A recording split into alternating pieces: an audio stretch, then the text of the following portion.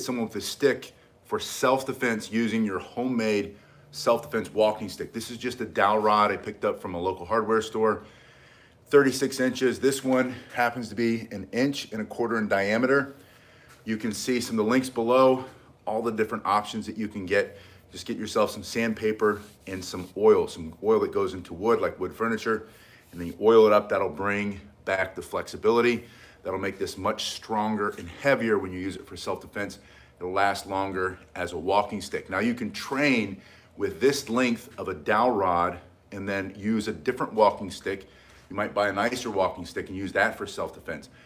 But training with this 36-inch dowel rod, also known as a Japanese hanbo, will give you the skills of self-defense that you need using a homemade self-defense walking stick. First thing I want to see or have you do is put your hand in the middle and do a proper warm-up. This is to get blood into the joint, to keep yourself safe from injury. Now this workout was a direct request from one of my Patreon patrons, and so I wanted to make this. I do that every once in a while when you request something, whether you're a member here or on Patreon. I try to work them in when you ask for something specific. So if you have something you want to work on, let me know in the comments below and I'll try to make a video for you. Good morning, G. Carlton, good to see you. I'm going to go back and forth for 30 seconds, then you're going to put it in your other hand and do the same thing. And I have a new workout for you. This is specific to this request for this video, a new way to spin. Maybe you're going for a walk or a hike in the woods, or you're at your property and you want to do some extra spinning while you're carrying your homemade walking stick for self-defense, especially if you carry it for some wild animals. If you're down here in Florida. Hello, Patrick. It's good to see you. Patrick says it's warm and sunny in Slovakia finally. Nice to see it's warming up. But if you walk in where you are, there might be vicious animals, whether domestic or wild. You can use a homemade self-defense walking stick to defend yourself. I'm going to show you how to do that, but I want to show you one more way that you can practice getting better at handling your stick, and that's with a simple spin. This is going to be going from one hand into the other hand. Good morning, Tony. It's good to see you. This is something that you may be familiar with if you use other martial arts weapons like nunchucks, especially collie sticks or eskrima sticks. But it's a simple flow drill going from one hand into the next. I'm going to slow it way down so you can see all I'm doing is I'm coming here. You can add a spin if you want, but that opens your hand. I don't like when you take your hand off of it. I like you to keep your hand on it until it's in the other hand and then bring it over to the other side. So it's going from one side of your body to the other side of your body, in front of your body, and then you're going to progress this.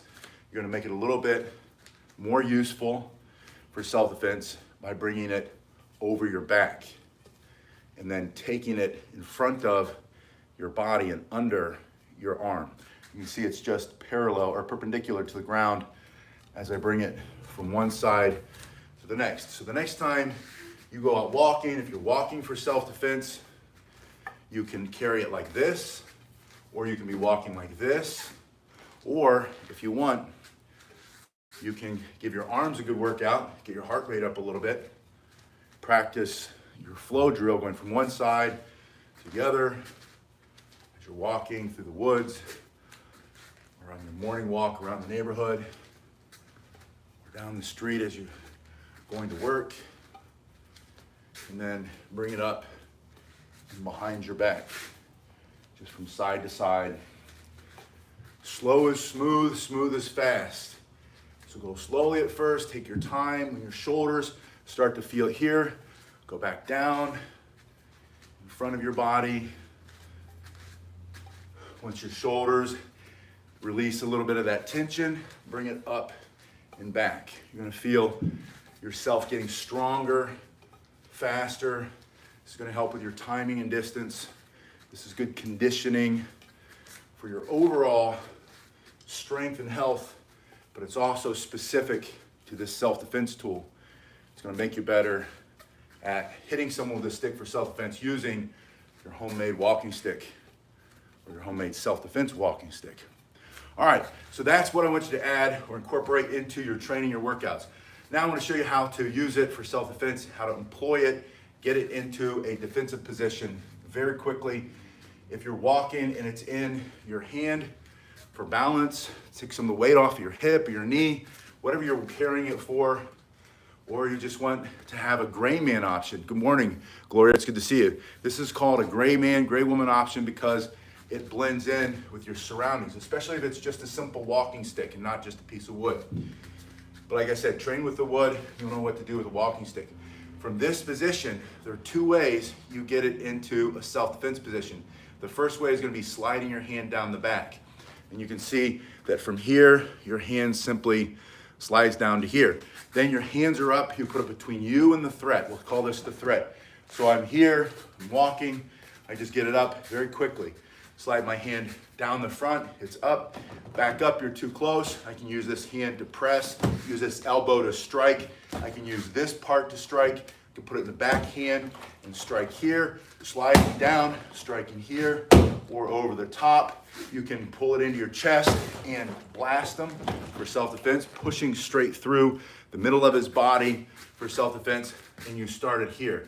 So from here, practice, slide your hand down, pick it up, put it between you and the threat. Give a verbal command. Back up, you're too close. Don't come any closer. Then if you have to, this first thrusting motion. Now, it's been pointed out to me many times that when you thrust here, it doesn't feel as strong as when you thrust here. That's correct. That is correct. It's not gonna feel as strong. And you have to remember, this hard piece of wood is aiming at teeth, nose, throat, eyes, soft tissue, fleshy parts of the body for self-defense. And it doesn't have to be super strong, just enough to back him up a little bit or to stop his forward attack, especially if he's pulling on a weapon.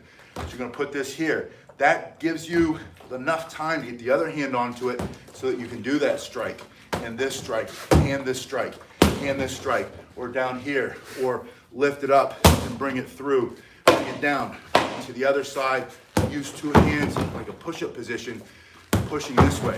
All of those things happen after you immediately address the threat by pushing straight in. So practice your thrusting motion and then put it in the other hand and continue practicing your strikes. So let's talk about some basic strikes. Number one, thrust. Number two, an angular chopping motion. And notice that your hands are going to be apart. If you bring your hands together like a baseball bat, yes, you can hit hard. And if you miss, you're going to lose control of it. So it's better to bring your hands apart, finish the strike here, and leave a little bit, about a hand width between the two, so that you can continue to defend yourself sword style with your hands like this, Japanese sword style. So the first way, down here, thrust, put your other hand on it, practice those angular strikes coming from one side of the body to the other side of the body, always in front of you. Practice horizontal strikes coming through one side and the other one. Practice vertical strikes, just like a sword. When I get my elbows in, the katana pops in my head, and I think, oh, I gotta get my elbows straight. Or your shinai, your kendo sword. Practice those basic motions, all starting here in this position. Number two, the second way you're gonna employ the stick when you have to hit somebody with a stick for self-defense using your homemade self-defense walking stick, is your hand's gonna slide down the front. So from here, down to here. From here, your hand goes down the front, and then you simply pick it up and point it at him. Same thing as before. The other hand's up, you give the verbal command, you're too close, you can immediately thrust, the other hand comes on it. Now you have two hands. Do a second thrust so that you're pushing through here. Hello, John, it's good to see you. So from here, my hand's here, I slide down the front, I pick it up and thrust. If I have to immediately address the threat, the second hand, pushing. Here's that angular strikes coming down the middle, horizontal strikes. Practice those basic techniques. Always practice this two-hand push. And you said, but your hands are split. It's not as strong as if it were like this. Trust me, it's super strong in this position. And when this hits nose, teeth, throat, you're gonna ask yourself that question for self-defense. What can you remove or destroy? That's a principle of self-defense that you have to use with any self-defense tool, whether it's your hands, your arms, and your feet for self-defense, or if you're using a homemade walking stick for self-defense. What can you remove or destroy with your self-defense tool? His ability to see you, or breathe temporarily or permanently, his ability to stand up and breathe, his ability to breathe, right? Coming through the ribs, coming through his arm, his ability to punch you or grab you or pull you or stab you with his knife, smashing through that arm. So you have all of those options after you ask yourself the question, what do you remove or destroy for self-defense? So from here, sliding down the front, pick it up, now it's in two hands, immediately employ it in self-defense. Yeah, collie sticks are great. Hi, Awkward the Cat. Hello, everybody, it's good to see you. So you have sliding down the back, you have sliding down the front, and then you have just carrying it in the middle. You'll carry it like this a lot of times, especially if you don't want to look like you need a walking stick because maybe your ego gets in the way or it's your pride or you just don't feel like it. You can carry it like this. There's a gentleman in my neighborhood, he's a retired policeman in his 70s. He carries something that looks exactly like this. I saw it up close. It's a police riot baton that he carried years and years ago when he was a policeman. He's a policeman for 40 some years, I think he said. But he still carries it like this. He probably could carry it like this and no one would say anything because of his age. But he's in great health. He's physically strong. He carries it like this. And he carries it for self-defense. We have, right, especially right now, it's gator mating season. Every once in a while there are gators. Hello, David. David's in Foley, Alabama. It's good to see you, David. David, I don't know if you've got gators where you are in Alabama, but most likely, right? So they all come out of the lakes, they come out of the rivers right now, and they're in the backyards, they're between the houses. He's got the little dogs. He's got his gator protection device, right? If he has to hit a wild animal for self-defense using his homemade walking stick, which in his case is actually a police baton, but it's exactly the same length, same material, just a little fancier. It's got a couple little features that this doesn't. It works the same way. There's thrusting, right? There's pushing, there's chopping. In this case, you can use one hand striking down. You can use two hands striking down if it's a wild animal or a vicious animal. But it works on the same basic principles. One hand is strong and fast to immediately use it. If you have it like this, you can turn your palm up, you can turn your palm down. The palm holding your walking stick, if you turn it like this, your hands will be in a split grip, kind of like a sword. You can hold it like that. If you turn your hand over, then your palms are facing down, and it'll be like a push-up grip. From here, using two hands, just like you would a rifle bayonet attack or a rifle butt strike, using two hands to push through, you can still do all of those same chopping, striking techniques, and you can extend the length away from you simply by sliding one hand through the next. That's one of the greatest things about using the Hanbo or the redondo strikes, awesome, and the figure eights. But using the walking stick for self-defense, the homemade walking stick or the Japanese Hanbo for self-defense, if you look at it, unlike a sword, you can grab it anywhere, right? There are no sharp edges. And if you've sanded it right, you want to keep it sanded and oiled, then there aren't going to be any splinters. You can practice, these are also practicing, you can practice your strikes using this basic technique. Striking here and striking here. But I wanted you to add those in there. Oh, I missed that last comment. I wanted you to add this in here on your walk. If you're taking this for a walk today, or you're just doing your training in the garage, in the backyard, in the hallway, in your living room, wherever, in the dojo, wherever you're training today, add this basic flow drill. See how fast you can get, how smooth you can get. And this is the reverse. Of course, you can go forward, but go backward first. Go from one side to the other. This is actually stronger than going forward. And then bring it up and behind the shoulder. It's easier too. It's easier on the brain for some reason than going forward. There we go. That's good. That's a good flexibility drill. That's the same as this, but just in reverse. So practice this drill before and maybe after you practice your strikes today.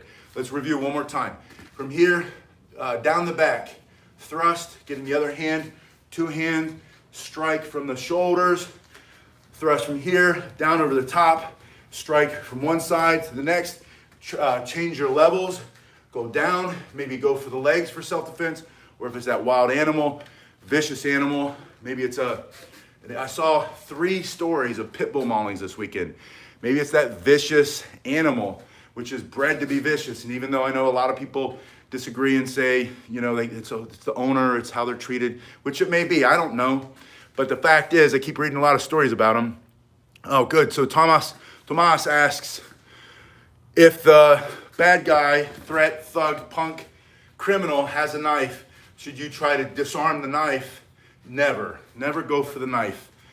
Always go for the operating system. Always first. There's too much threat that if you miss that knife and he closes that distance and he sticks that in you and he can stab you multiple times and lacerate and slice you so many times before you even get an opportunity for a second strike. So if you only have one shot, make it count, right? Go right through his operating system. If you can knock him out, you don't have to worry about the knife. Also, if you're striking to his face, his head determines where his body goes. If you can control the head, you can control the face or the body. If you control the head, you control the body. That's general principle of martial arts self-defense, is that if it takes someone's, and that's why you see police officers so much. When they take someone to the ground, they have to aggressively, they take him down by the head. They shove the head onto the hood of the car. Hello, Doug. Doug, your gift came today. Thank you so much. I'm going to practice with it a little bit, and then we'll make a video with it. So far, I love it. The Purple Heart Armory walking stick. But, Doug's retired law enforcement. He'll tell you, if you control the head, you control the body, right?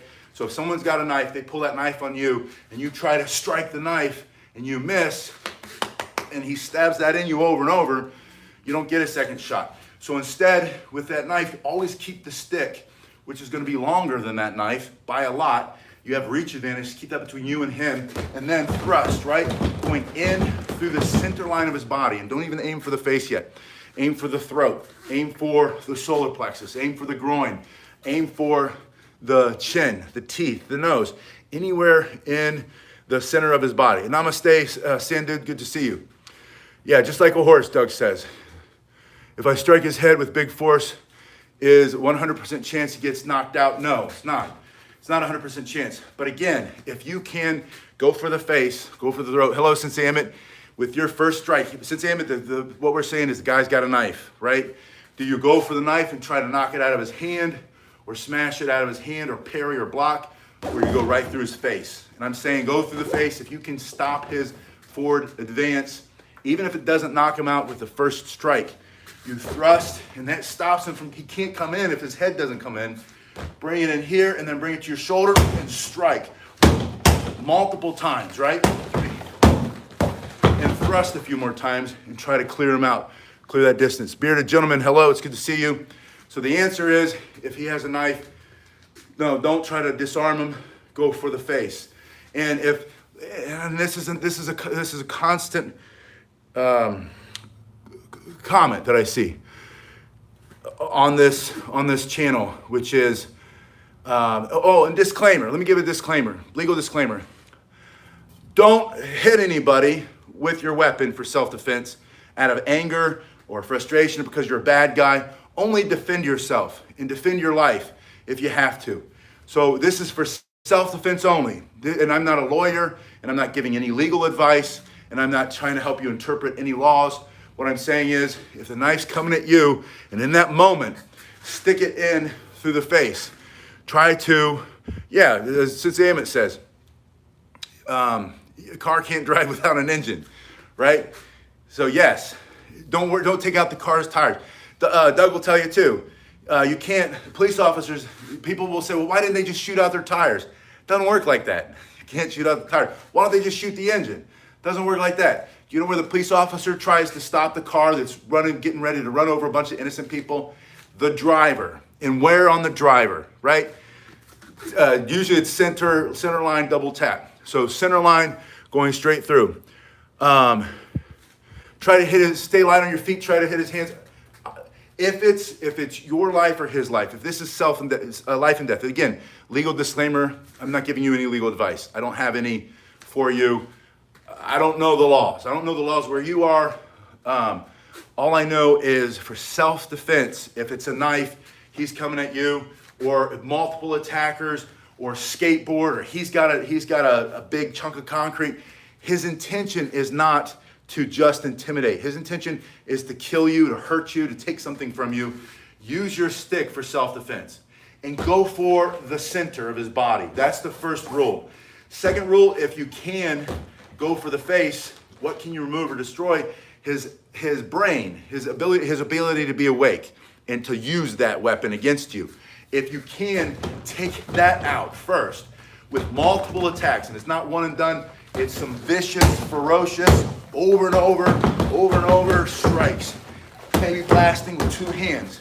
And it's not 100% guaranteed that you're going to knock him out. But if you hit that face a couple times with this, and he's trying to come in and get you with this, it's got to slow him down at least. Probably stop him, probably knock him back. He's not going to be able to walk through it. That's the whole goal. But if you try to be light on your feet and sidestep and do all this, it happens so quickly. And Doug will tell you as a police officer, it happens so fast, this violent assault. And you think that you're going to step over here and smash, and before you know it, he's closed the distance, especially if he's a practiced criminal. He's been in the penitentiary. He's done this many times. He's used to taking shots. He's used to taking hits and still closing the gap. And they know all they have to do is close the distance. And if they are in, and they can stab you so many times in a matter of seconds. And that could be all it takes, that you can't recover from that. So instead of trying to be light on your feet, and I do like to sidestep. I like to teach all of these sidestep moves and all this quick stuff. But you've got to get out of the mindset that that when it's life or death, when a knife or a weapon or a much bigger person or multiple people, or you're fearing for your life, and it's life and death, and again, not legal advice, then you have to defend yourself with the most simple, brutal, violent thing that you've got, which is just direct strikes, right? And not some movie style, fancy, and you see them all the time. You see these different styles of martial arts that teach knife disarms and how to do takedowns and rolls and stuff. That's not what happens in a real fight. What happens in a real fight, not fight, not a street fight, not a cage fight, but a life and death, someone's trying to use violence against you, you use violence against them. You're not going to get into it's not a parry and block situation. It's not a, grab the hand, turn wrist. I mean, all of the things that I've practiced for 40 years now, they do work, but they work here in the dojo really well on padded floors with a partner who's doing exactly what I told him to do. Okay, you throw the punch like this, or you come at me like this. Even when we do like grappling, or we do boxing, we do Muay Thai, even when there's a knockout involved, even when it's more fighting, Sam Dude says, offense is good defense. Be the first mover. Hit him before he hits you. All of that stuff that we teach for martial arts and for boxing and stuff, that's all good stuff. It all works, but there are always rules involved. Study Jukendo, the way of the bayonet. There's nothing fancy there. We're not going to spend time doing anything for self-defense. This is how to hit somebody with a stick for self-defense using your self-defense, homemade self-defense walking stick. It's not the art of the Japanese Hanbo. It's not the Okinawan Hanbo. It's not the ninjutsu style. It's not the Kobudo style. It's a big stick and stick it in his face and smash him in the brain for self-defense. Legal disclaimer, that's not legal advice. That's for staying alive, right? And then there's the saying, I'd rather be judged by a jury of 12 than carried by, judged by 12 and carried by 6. The idea that you're in a coffin because you were standing there saying, well, in my state, I'm not allowed to use a stick. And what's the judge going to say when he finds out that, I had this stick and I had learned some self-defense with it, and then by, he sliced you all up and you're dead and you're on the ground? That's just such a stupid argument to me. I have to say it that way. I don't know any other way to say it. And no, that's not legal advice. There's no legal advice in there. It's life or death. And I believe it's your God-given right. And I believe that men can make laws that punish you, the law-abiding citizen, and will advantage the criminal. And we see them right now in the news every single day in these big cities where they have these liberal DAs who are letting these guys out, and then they have 20, 30 Those are not exaggerated numbers. 20 or 30 real violent assaults against someone in the community. And then they finally do one where they kill somebody, and it's enough to get them thrown in jail for a little bit longer, and sometimes not even that, and then they let them still go out. And it's ridiculous. Yeah, tried by 12 or carried by 6. Right, and so Sandu says you must have skill and training. Now, back to the question of, the footwork, fancy footwork, the parry and block, and try to strike his hands and hit the hand that's carrying the knife. Again, you miss that hand and he closes the gap, you don't get a second shot maybe. Instead, always go for the center of the body. Always go for that face. Now, if you happen to be backing up and the hand's coming in, it's all right if you strike that hand and then come back to the top of the head. That's okay. I'm not saying don't do it, because that might be the best target that you strike. When you ask that question, what target can I remove or destroy? The arm that's carrying the knife, right? Maybe you smash that first and then you come back for the next self-defense strike using your homemade self-defense walking stick. And that might work. So there's no black and white here. There's no always and do. You must, if this happens, you must do that. It's such a dynamic situation that who knows? You must live, you must survive, you must keep fighting. You don't stop fighting till the fight's over and you go home and you're safe, right? First rule of self-defense is situational awareness. Those are hard and fast, those are black and white. Second is get in a better position. Put the stick between you and him if you can. From here to here, your hand slides down the front or slides down the back, right? Or you're carrying it like this, turn it over, get it in front of you, or turn it here, push it in front. However you can get, that's a rule. Number 3, take a deep breath. That helps you center. That takes a little bit of the edge off, but you should be afraid. You should be nervous. And then say, and Doug says if he's charging you, you got to drop him. You don't know what he's got in his hand, by the way. If he's, and this is not a stretch, right? The majority of violent assaults against men and women, 90%, over 90% happen from somebody you know, right? And those are hard to defend against because there are several gray lines that they cross. Several times you should have said, hey, this is an unhealthy relationship, and you get out of there if you can. But, and the thing, what we're talking about is you're minding your own business, you're walking down the street, you see an obvious threat. If you can cross the street, if you can go back the other way, if you can hide somewhere until the threat passes, run, hide, or fight. If it comes to number 3, then, like Doug said, if he charges, you drop him. And you don't wait until he's so close that your strike is ineffective. You try to go as soon as you can, right? And if you can, hit him before he hits you. If he's got a knife and it's this long and you've got a 36-inch piece of oak, stick that piece of oak through his face and stop him. Keep him that far away instead of this close where now your body's blocking the knife, and that doesn't work, right? But do what you can. And again, not legal advice. I don't know the laws where you are, and even if I did, I wouldn't give you, I'm not a lawyer. I don't have any legal advice for you. All I'm saying is if you want to learn how to hit somebody with a stick for self-defense using your homemade self-defense walking stick, and I say all that. I know someone asked me, why do you say those things? It's all for the algorithm, right? I want the algorithm to hear that so they know how to put it into the right feed for somebody who's looking for how to hit somebody with a stick for self-defense using a homemade walking stick. Put the stick between you and him and then push him back. All right, so that's all I've got for you with this one, except I wanted you to add this mobility drill. This is gonna help your wrists. You go super slow-mo. You're going from one side of your body to the other side. Your hand goes palm up on the top of your forearm. This one lets go, and you bring it over to the same side and the top. Yeah, if you can. And then once you get this, and you can walk down the street doing this, then go back here. And someone might think, what's that guy doing? What's that girl doing walking down the street, swinging that stick? Who cares what they think? Honestly, who cares, right? All that matters is what you think. Remember that. Next time you find yourself worrying about what someone else thinks stop. All that matters is what you think. So practice that, get your heart rate up. That'll make you leaner, stronger, healthier, better flexibility, better timing and distance. All your strikes will be much better just practicing that. Thank you, Thomas. Thomas agrees. Doesn't matter what they think. There was that old, the wrestler, The Rock, Dwayne Johnson.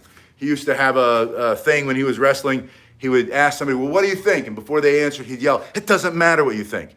So next time you hear yourself thinking about what someone else thinks, ask yourself, well, what do I care? And then it doesn't matter what they think or something like that. But give yourself some tools to build your confidence and be stronger.